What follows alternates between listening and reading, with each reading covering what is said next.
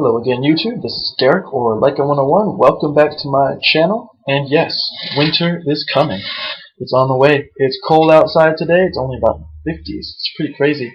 Windy, dark, overcast.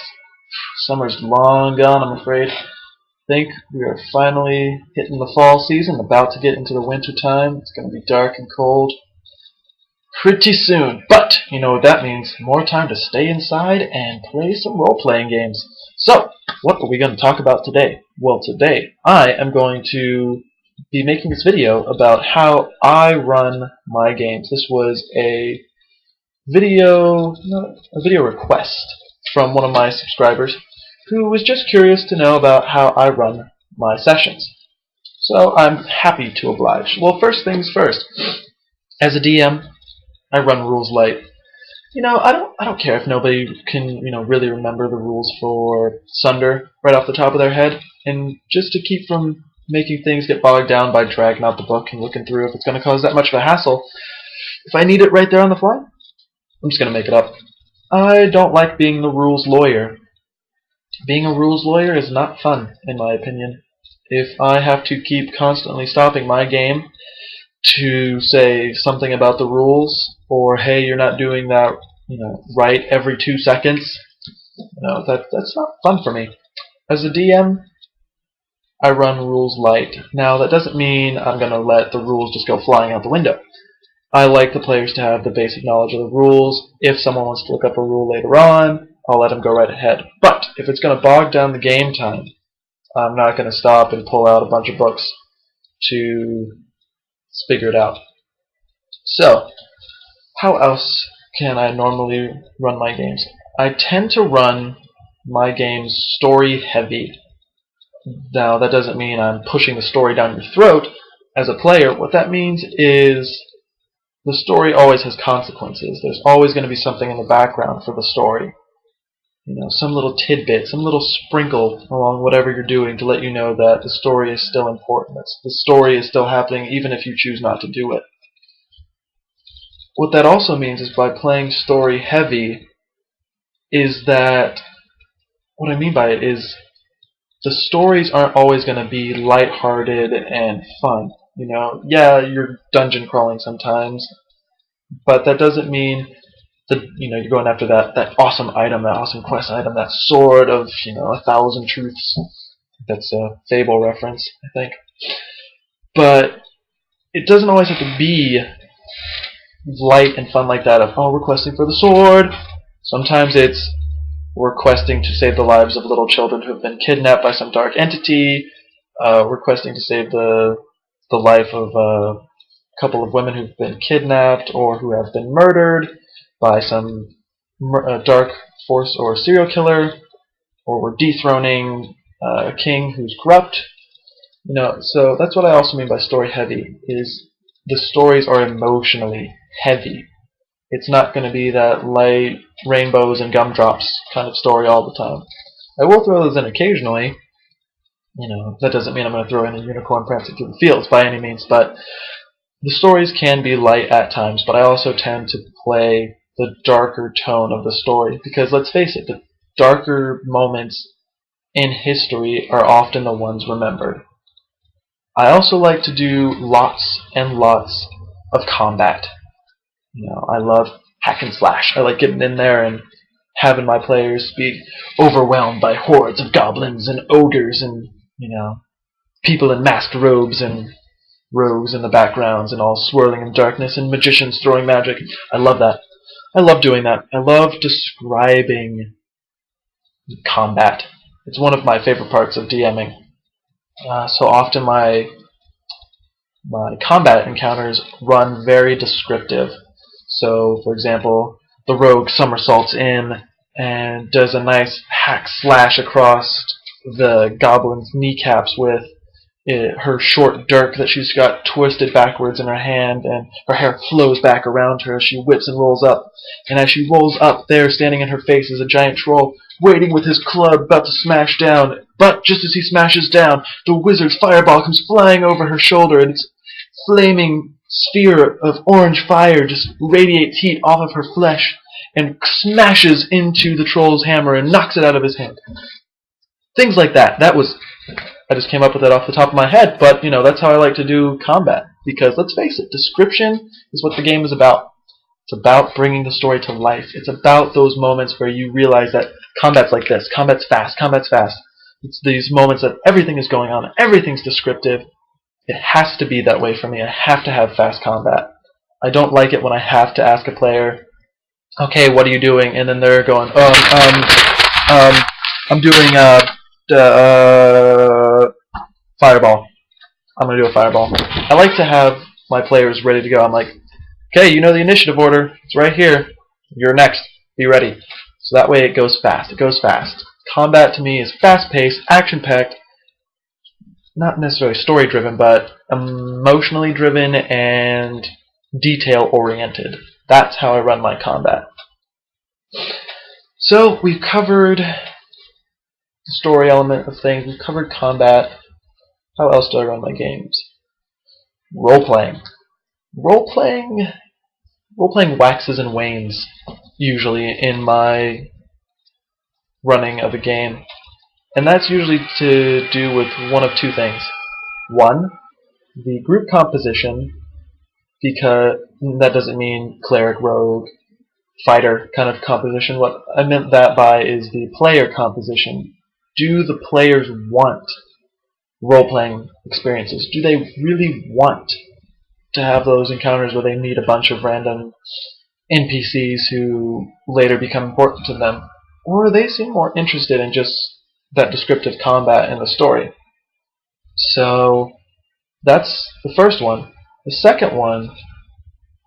second issue tends to be more along the lines of my own preparedness, or the player reaction to an NPC. 9 times out of 10, it's the NPC that I have the least amount prepared for that the players like the most. That means it's time for me to do some improv about this NPC. When you meet, Thadric Ironhelm, the dwarven tavern owner, something from the top of my head. And Thadric, all I've written up for Thadric is he's got black hair and he's got a glass eye and he's missing 2 fingers on his right hand. And automatically, one of my players, goes to the bar and will order a drink and say, oh yeah, I'm going to talk to the barkeep and we're just going to talk it up. And I'm going to ask him questions about his history. Okay, I wasn't prepared for that. I don't say that. I never say I wasn't prepared. I'm thinking that to myself, that, oh crap, this wasn't prepared for. And then I have to make it up on the spot. And that's when the role-playing experiences tend, most of the time, to get a really nice peak, is when I have to make it up and improv something on the fly. It's the times when I've prepared pages of stuff for an NPC that the players are like, I'm not really interested in that guy, and then just walk right by. So it all depends on one of those 2 things for me when it comes to role-playing experiences. If the players themselves are role-playing amongst each other, that's excellent. I get that most of the time, but like I said, it all depends on the group, the people that are playing, the way that their day has been before we've come to game, and a number of other factors that I can't control. So role-playing really waxes and wanes for me when I run. Now, the length of my sessions tends to be a bit long. Fortunately for myself, I'm currently a member of a club at my college that is a fantasy role-playing club. And we meet every Friday at 6 p.m. And we have special rooms allocated to us in one of the college buildings, and we just game until we want to stop. And I can run from 6 p.m. until 2 in the morning sometimes. Or, I think the longest, I think 2 or 3 a.m. was the longest we ever ran a session. I was the DM for that session, however, but we have the ability to run that long in the game. And for that, I'm thankful, because sometimes if we're only able to meet once a week for 3 hours, and campaigns would tend to run a lot longer than they do. But because of this club, I can run for long periods of time and get a lot of story out there and really tell the story that I want as a DM. One of the, I guess you could almost call it, it's almost a tip that I want to give out, but it's something that I do as a DM. So this is my words of wisdom to every other DM. I try to have at least one memorable moment for each player per session. It's that moment of personality, of uniqueness, of ownership for the individual that is something that the character and the player can take away with and talk about until we meet again. For example, in the first campaign I ran, this was been almost, I think it's been a year ago, that I still have conversations via Facebook and other media with my old players that they still can recall the last session that we did together, and they still recall moments that were their own. For example, I had a character who was basically a dragonborn, and he punched a werewolf in the face. He had silver brass knuckles, by the way, and he punched a werewolf in the face. I constantly reference this, but my gnome who made a flamethrower, that was his personal moment of glory for him. I had a player who burned the eyes off of a demon with cure light wounds or something, cure mass wound, what is it? Cure serious wounds. Sorry, I had a momentary lapse. Cure serious wounds, and they laid hands on a demon and burned their eyes off. These moments of personality, uniqueness, and ownership are something that only a single player can take ownership of and say, I did that. I did that myself. Nobody else. That was my moment. That's the moment I'm going to remember.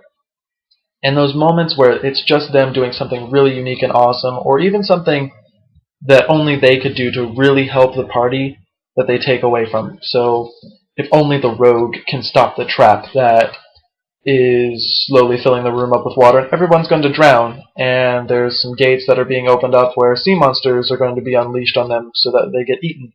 But only the rogue can stop the trap. And the rogue does, that's going to be that moment that goes, oh, thanks, buddy, you stopped the trap for us, you're so awesome, you're so awesome. And then it's going to be at the table later on to, remember that time when so-and-so stopped that water trap? Oh, it was all because of them that we made it this far.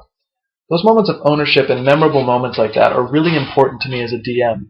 It keeps the story alive, it lets me know that the players are involved, and it makes each player feel good about themselves, that they're actually involving themselves in the story, they're committed, they're important to the group overall. Lastly, as a DM, what I want to talk about is how I run the game, is that I let the players control the flow of the game. Now, what that means is I only step into things when they slow down. I will describe the initial scenario. If, for example, they just walk into town, I'll describe the town, and I just say, okay, what are you doing? And then I sit back. Excuse me. I sit back in my chair behind my lovely screen, and I say, okay, here's the town, what are you doing?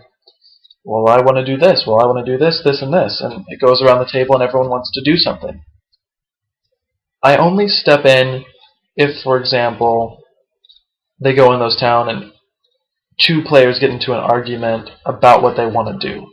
And that argument causes the game to slow down, and I have to step in and say, hey, look, you can both do what you're doing, you can split up, you can do whatever, there's no need for this argument. Or, for example, I only step in when combat is being dragged on or on or on. For whatever reason, maybe there's only one player left standing, or maybe they've bitten off more than they can chew and they're all going to die or something, or I don't know, something along those lines. Something that just brings the game really down. Maybe it's something out of game. Maybe somebody's walked into the room that we're playing in and has caused a distraction. Maybe we ordered food and everyone's just munching away and no one really wants to get back into the game. Those are the only times I really step in.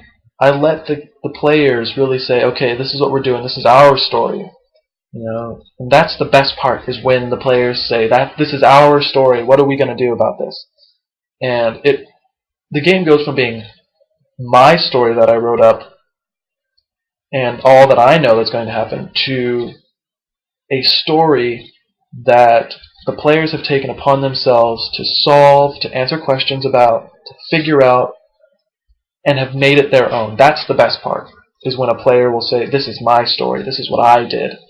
So that's been one of my best moments as a DM, is when a player will say that when I've been running a game and they say, this is my story, this is what I want to do.